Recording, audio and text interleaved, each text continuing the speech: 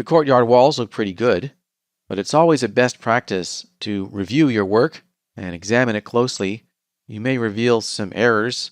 In this case, there are a couple of minor issues with the polygon structure, which we can correct with the Remove and Cut tools. I'll select the object and turn on edged faces in the viewport with F4 and orbit around to the north side of the building here. And getting close on these walls, we can see that there are some excess edges here. Let's remove those. In the ribbon, in the Modeling tab, we'll enter Modify mode and also enter Edge Subobject mode. And we can select a single edge just by clicking on it. We can select multiple connected edges or edge loops by double-clicking. Double-click to select that entire edge loop.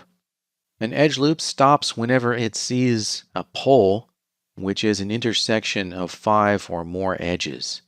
And so if we orbit around, Alt and middle mouse, we can see that we've only selected the edges in that edge loop, and that's only 3 edges there. We can delete that edge loop by clicking on the Remove button in the Edges panel on the Modeling ribbon. Click Remove. And at first everything looks fine. Looks like we've taken those edges away and we've cleaned up our model. However, if we just click Remove, the vertices that were connected to those edges are going to be left behind.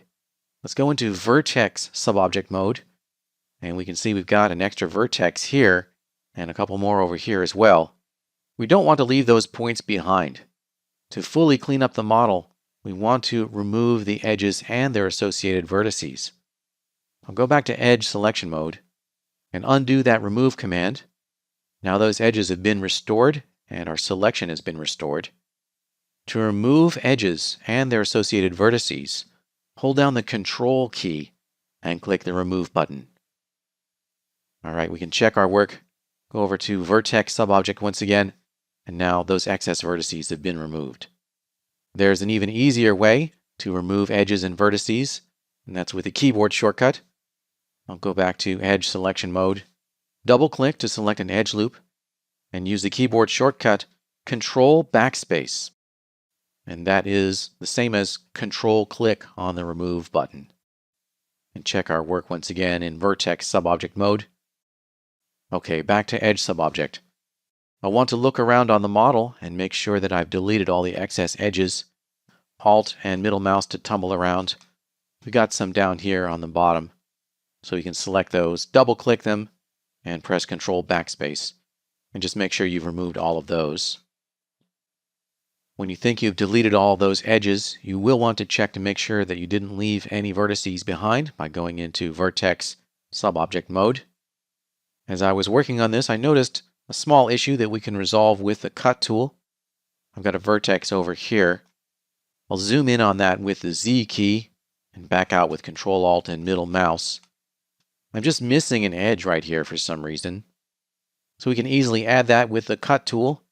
As I said, all the tools on the Modify panel are available from the Modeling ribbon. Here we go. In the Edit panel, we have Cut. Hover the mouse over one vertex until we get the snap icon. Click. Go over to the other vertex. When we get the vertex snap icon again, click, and then right-click to exit.